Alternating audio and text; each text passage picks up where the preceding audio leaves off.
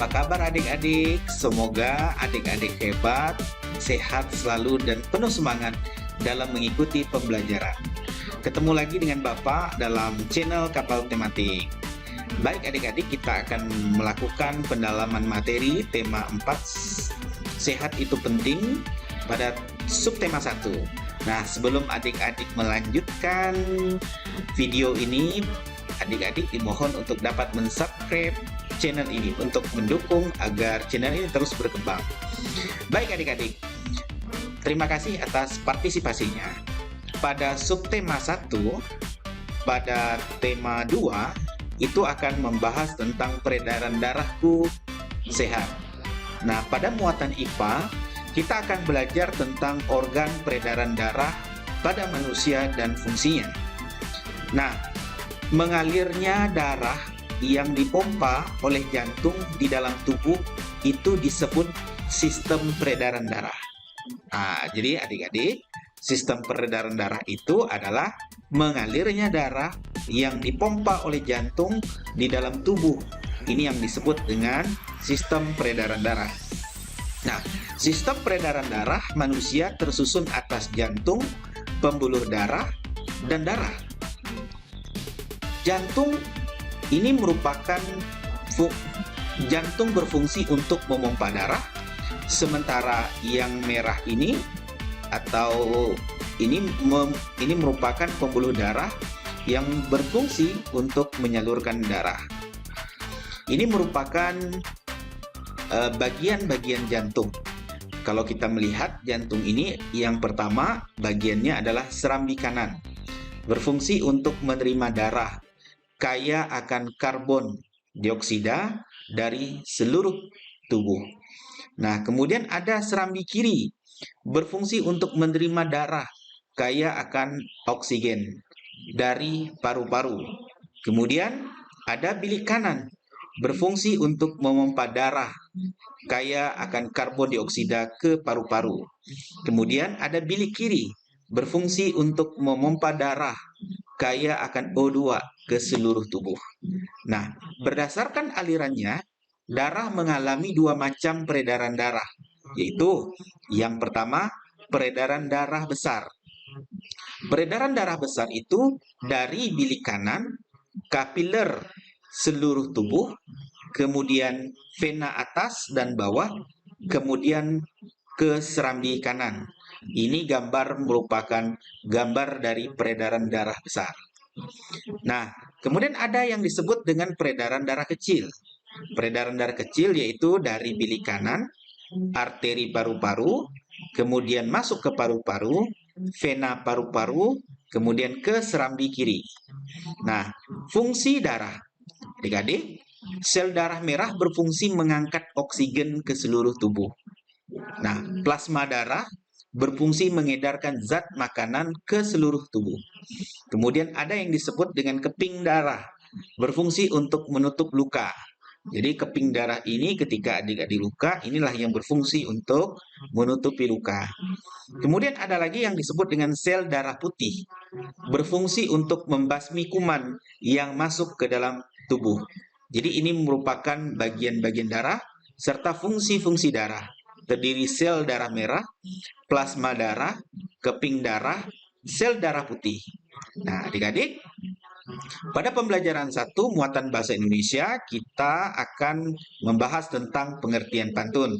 Ayo, siapa di antara adik-adik yang hebat pantun? Nah, Bapak yakin sekali adik-adik mengerti tentang pantun, pernah mendengar pantun, dan bisa berpantun. Sebab itu kita akan membahas tentang apa itu pantun. Nah, pantun merupakan salah satu seni merangkai kata. Pantun dapat digunakan untuk mengungkapkan perasaan seseorang mengenai sesuatu kejadian atau peristiwa yang dialaminya. Nah, pantun memiliki ciri khas sehingga berbeda dengan bentuk puisi lainnya. Nah, coba adik-adik bacalah pantun ini. Bermain di taman dengan akur, bersama teman naik jungkat-jungkit. Mari kawan kita bersyukur, menjaga kesehatan sebelum sakit. Nah, ternyata adik-adik, pantun ini terdiri dari sampiran dan isi. Baris persatu dan kedua ini disebut sampiran. Kemudian baris ketiga dan keempat ini yang disebut dengan isi. Nah, jadi bermain di taman dengan akur bersama teman naik jungkat-jungkit ini adalah sampiran. Kemudian di sini ada rimanya. Kur, ur itu adalah rima A, kit adalah rima B. Kur adalah kembali A, kemudian kit sakit itu adalah rima B. Jadi pola rima dari pantun ini adalah AB, AB. Nah, adik-adik pada pembelajaran 2 kita akan belajar tentang tangga nada mayor dan tangga nada minor. Perhatikan perbedaan lagu bertanda nada mayor dan minor. Nah, adik-adik, ternyata tangga nada itu dapat dibedakan juga menjadi tangga nada mayor dan tangga nada minor. Kita perhatikan. Nah, lagu tanda nada mayor dinyanyikan dengan riang gembira. Sementara lagu bertanda nada minor adalah dinyanyikan dengan hikmat atau biasanya lebih sedih. Kemudian nada mayor dinyanyikan dengan penuh semangat. Kemudian lagu tangga minor adalah lebih sedih. Kemudian lagu tangga mayor biasanya diawali dan diakhiri dengan nada do sama dengan C. Biasanya kemudian untuk minor biasanya diawali dan diakhiri dengan nada la sama dengan A. Nah, memiliki pola interval 1,1/2 untuk tanda mayor. Saya ulang ya adik-adik, 1,1/2, 1,1/1/2. Sementara pada minor memiliki pola interval 1,5, 1,1/2, 1,1.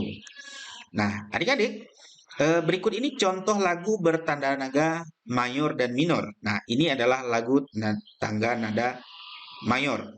Lagu tanda mayor seperti yang itu penuh semangat, yaitu contohnya adalah Hari Merdeka. Hari Merdeka. Nah, kemudian gundul-gundul pacul, kemudian naik beca, Indonesia tanah airku. Kemudian ada Manuk Dadali, naik delman, Garuda Pancasila, lir-ilir, kemudian cicak-cicak di dinding. Nah, ini adalah contoh lagu-lagu yang mayor, artinya penuh dengan semangat. Kemudian ada lagu yang bertanda nada minor. Ini adalah yang sedih, kemudian dengan penuh hikmat. Contoh lagunya adalah Mengheningkan Cipta. Kemudian Gugur Bunga, Bubui Bulan, Bolelobo, kemudian Syukur, Apuse Kokondaro. Nah, ini merupakan lagu tanda minor. Baik adik-adik, pada pembelajaran 2 muatan bahasa Indonesia, kita masih bicara tentang ciri-ciri dan jenis-jenis pantun. Nah, ternyata adik-adik, ciri-ciri pantun itu ada 4 loh. Yang pertama adalah bersajak, AB, AB. Meskipun ada juga adik-adik akan menemukan sajaknya adalah AA, AA. Kemudian terdiri atas 4 baris dalam satu bait. Jadi dalam satu bait itu terdiri dari 4 baris, seperti yang contoh yang sudah kita lihat. Setiap baris terdiri atas 8 sampai 12 suku kata. Kemudian yang keempat ada 2 bagian, yaitu sampiran dan isi. Nah, adik-adik, pada muatan IPA kita akan bicara tentang peredaran darah hewan dan fungsinya. Serangga.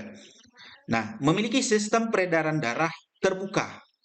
Nah, serangga juga memiliki jantung dan pembuluh darah loh. Nah, struktur jantung pada serangga masih sederhana, sehingga disebut jantung pembuluh. Nah, adik-adik, sementara ikan memiliki sistem peredaran darah tertutup. Ikan memiliki 2 ruang, yaitu satu serambi dan satu bilik. Bilik memompa darah ke arah insang untuk mengambil oksigen, lalu diedarkan ke seluruh tubuh. Serambi kemudian menerima karbon dioksida dari seluruh tubuh. Nah, adik-adik, pada pembelajaran 3 untuk muatan IPA, kita akan membahas tentang pengertian hak, kewajiban, dan tanggung jawab. Wah, adik-adik paham nih pasti apa perbedaan hak, kemudian apa perbedaan kewajiban. Nah, ternyata adik-adik, hak adalah segala sesuatu yang didapat oleh manusia sejak lahir dan penggunaannya tergantung kepada diri sendiri.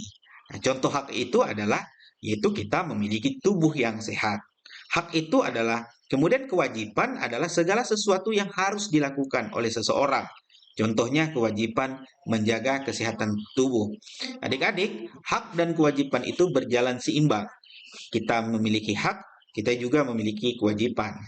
Ambil contoh, misalkan ketika kita berbelanja, kita berkewajiban membayar barang tersebut dan kita berhak mengambil barang tersebut. Nah, hak dan kewajiban itu harus seimbang dalam menjalankannya. Kemudian adik-adik, apa itu tanggung jawab? Adalah segala sesuatu yang harus dilakukan sebagai balasan atas perilaku yang telah kita lakukan. Jadi contoh tanggung jawab itu makan makanan sehat dan bergizi serta berolahraga teratur agar tubuh sehat. Ini adalah tanggung jawab. Banyak lagi tanggung jawab kita sebagai masyarakat, sebagai anggota keluarga, dan tanggung jawab kita sebagai pelajar. Nah, adik-adik, pada pembelajaran 3 muatan IPS kita akan membahas tentang pengertian interaksi sosial. Apa itu interaksi sosial? Adalah hubungan timbal balik antara dua orang atau lebih. Nah, jadi ada 3 jenis interaksi sosial, yaitu sebagai berikut. Yang pertama, interaksi antar individu. Nah, jadi kemudian interaksi individu dengan kelompok, kemudian interaksi kelompok dengan kelompok. Jadi ada seseorang berinteraksi dengan sesama mereka. Kemudian ada seseorang yang berinteraksi pada kelompok, apakah kelompok kelas, apakah itu kelompok organisasi, apakah kelompok masyarakat. Kemudian ada kelompok sama kelompok. Nah, baik adik-adik. Interaksi antara individu.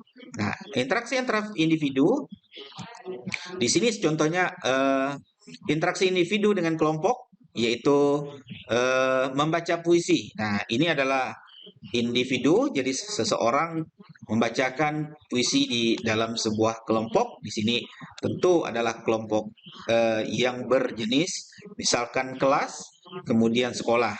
Nah, interaksi kelompok dengan kelompok. Nah, ini adalah salah satu contohnya.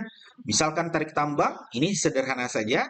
Ini adalah kelompok A dan kelompok B atau kelompok 1 dan kelompok 2. Ini artinya kita berinteraksi mewakili kelompok dengan kelompok lainnya. Nah, adik-adik, ayo sebutkan jenis interaksi gambar berikut nih. Adik-adik bisa? Ini apakah kelompok antar kelompok atau kelompok individu dengan individu atau kelompok dengan individu? Adik-adik bisa melihatnya ini. Nah, adik-adik pada pembelajaran 3, kita akan menjelaskan isi pantun pada muatan bahasa Indonesia. Bawa paku dan juga palu digunakan untuk membuat pagar. Ini adalah sampiran. Olahraga rutin sangat perlu, tubuh jadi kuat dan bugar. Nah, apa isi dari pantun ini? Adik harus mencermati. Isi pantun itu berada pada isi. Jadi isi atau makna pantun di atas adalah anjuran pentingnya berolahraga rutin agar tubuh menjadi kuat dan bugar. Nah, adik-adik, pada pembelajaran 4, muatan PPKN, kita akan berbicara tentang hak, kewajiban, dan tanggung jawab sebagai warga masyarakat. Nah, kita harus bekerja sama melaksanakan kewajiban dan tanggung jawab sebagai warga masyarakat. Jika tidak, maka kehidupan masyarakat tidak menjadi teratur. Ini contohnya adalah gotong royong membersihkan lingkungan merupakan tanggung jawab kita kepada masyarakat. Nah, adik-adik, pada pembelajaran 4, muatan IPS, kita akan berbicara tentang interaksi sosial di lingkungan masyarakat. Berikut contoh interaksi sosial di lingkungan masyarakat sebagai upaya menciptakan lingkungan yang bersih, aman, dan tentram. Nah, contohnya adalah melaksanakan kerja bakti secara rutin, mengadakan ronda malam atau siskamling, kemudian menyelesaikan masalah lingkungan melalui musyawarah, saling menghormati dan menghargai sesama, tidak mengganggu orang lain yang sedang beribadah, menjunjung tinggi rasa toleransi antara umat beragama, tolong-menolong dengan warga sekitar, mengadakan perlombaan atau kegiatan yang dapat meningkatkan kebersamaan. Dari sekian contoh ini, inilah merupakan interaksi sosial di lingkungan masyarakat untuk menciptakan lingkungan yang bersih, aman, dan tentram. Adik-adik, pada pembuatan bahasa Indonesia, muatan bahasa Indonesia, jenis pantun berdasarkan usia. Jadi adik-adik, berdasarkan usia, pantun digolongkan menjadi 3 jenis. Itu sebagai berikut. Jadi pantun anak-anak, pantun orang muda, pantun orang tua. Nah, adik-adik pada pembelajaran 5 menyanyikan lagu bertangga nada mayor dan minor. Nah, adik-adik, ini nyanyikan lagu bertanda naga mayor berikut. Nah, adik-adik bisa mencari referensi atau di YouTube tentang burung kakak tua hinggap di jendela. Nah, ini adalah mayor adik-adik. Kenapa disebut mayor?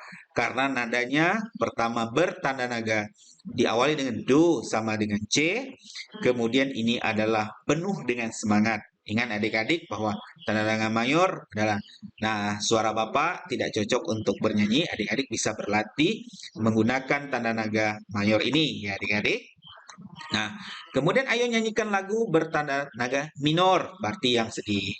Nih, adik-adik, diawali dengan do, diawali fa, kemudian berasal dari Papua Barat lagu ini. Apu se kokondau ya rabbe sore rendore Wuf linso bani nemo baki pas. Nah, ini tinggal adik-adik mencoba lagu-lagu ini bisa mencari di kanal YouTube berkaitan dengan lagu Apuse. Nah, artinya intinya bahwa tanda ini adalah bertanda minor ya adik-adik. Kemudian pada pembelajaran 5 kita akan membahas tentang manfaat peredaran darah lancar. Berikut ini manfaat peredaran darah yang lancar bagi tubuh. Nah, jadi adik-adik, kita akan selalu sehat, bebas dari penyakit jantung atau stroke. Kemudian paru-paru lebih sehat. Inilah fungsi dari peredaran darah yang lancar bagi tubuh kita lah. Nah, adik-adik, pada pembelajaran 5 lagi kita akan membahas tentang bahasa Indonesia, yaitu jenis-jenis pantun berdasarkan isinya. Nah, ayo kita perhatikan pantun nasihat dan pantun jaga berikut. Jadi ini adalah berdasarkan isinya adalah pantun nasihat dan contoh pantun jenaka. Pantun nasihat kita perhatikan. Jalan-jalan ke Gunung Pancar. Cakep. Sampai di sana melihat-lihat. Peredaran darah akan lancar jika kita bergaya hidup sehat. Nah, ini adalah pantun nasihat. Nah, kemudian contoh pantun jenaka. Berjalan sambil mengendap, tanpa suara mengumpat di balik kendi. Dari mana asal bau tak sedap? Ternyata dari kamu yang belum mandi. Wah, keren ya adik-adik. Contoh pantun jenakanya. Adik-adik bisa membuat pantun ini yang lebih keren lagi ya. Nah, pantun nasihat ini berisi anjuran agar kita menerapkan gaya hidup sehat. Kemudian pantun jenaka ini berisi candaan tentang asal bau yang tidak sedap. Nah, perhatikan pantun berikut ini adik-adik. Pergi mendaki ke gunung tinggi. Di tengah gunung ada gua. Nenek coba unjuk gigi, tapi sayang cuma dua. Apa jenis pantun tersebut? Sebutkan ciri-ciri pantun tersebut. Apa isi atau makna pantun tersebut? Coba adik-adik pelajari, kemudian adik-adik berpikir, oh ini ternyata saya bisa. Ini adalah jenis pantun yang ini, kemudian ini adalah ciri-cirinya, kemudian isinya adalah ini. Nah, adik-adik pada pembelajaran 6 muatan PPKN kita akan berbicara tentang masih hak, kewajiban dan tanggung jawab kita di sekolah. Wah, siswa itu adik-adik kalian berhak memperoleh nilai yang bagus saatnya. Kalian berhak. Nah, untuk kehak itu adik-adik punya kewajiban. Apa kewajibannya? Adalah belajar. Kemudian adik-adik punya tanggung jawab. Siswa itu adalah belajar dengan rajin dan sungguh-sungguh. Jadi kita ada punya hak, ada kewajiban, ada tanggung jawab. Jadi adik-adik, nah ketika adik-adik tidak memiliki nilai bagus, berarti adik-adik tidak melaksanakan kewajiban dan tanggung jawab. Nah, kemudian adik-adik, ayo sebutkan hak dan kewajiban dan tanggung jawab kamu sebagai siswa di sekolah. Berdasarkan gambar ini. Ada kira-kira? Oke. Jadi berdasarkan gambar ini apa-apa? Coba adik-adik berpikir, oh ini adalah hak saya ini, hak siswa ini, hak kewajibannya ada, kemudian tanggung jawabnya sebagai siswa di sekolah. Jadi berdasarkan gambar ini. Adik-adik coba berpikir. Nah, kemudian adik-adik, pada pembelajaran 6 muatan bahasa Indonesia kita akan bicara tentang jenis pantun berdasarkan isi. Ayo perhatikan pantun teka-teki dan pantun kiasan berikut. Nah, contoh pantun teka-teki. Pagi-pagi ikut aerobik, jangan lupa pakai sepatu. Berkaki 4 dan mengembik. Hewan apa itu? Jadi bisa? Ayo, siapa yang bisa? Jawab teka-tekinya. Nah, kemudian pantun kiasan. Lihat adik duduk termenung, membayangkan enaknya kue pai. Hendak hati memeluk gunung, apa daya tangan tak sampai. Ini adalah pantun kiasan ya adik-adik. Pantun teka-teki terdapat pertanyaan yang menarik untuk dijawab pada bagian isi pantun. Kemudian pantun kiasan adalah pantun yang berisi kata kiasan, yaitu mengibaratkan sesuatu yang sesuai dengan yang lain. Nah, kemudian adik-adik pada muatan SPDP kita akan berbicara tentang tangga nada mayor relatif. Nah, jika tangga nada mayor dimulai dari nada keenam, akan diperoleh tangga nada minor. Jadi adik-adik ini adalah tangga nada minor seperti yang sudah dijelaskan satu, satu setengah, satu, satu setengah. Jika tangga nada C mayor memiliki not yang sama dengan tangga nada A minor, atau dapat dikatakan relatif dari C mayor adalah A minor dan relatif dari A minor adalah C mayor. Ini adalah contoh tangga nada minor, yaitu satu setengah, satu, satu setengah, satu, satu. Nah, adik-adik, terima kasih atas perhatiannya. Saya akhir. Wassalamualaikum warahmatullahi wabarakatuh.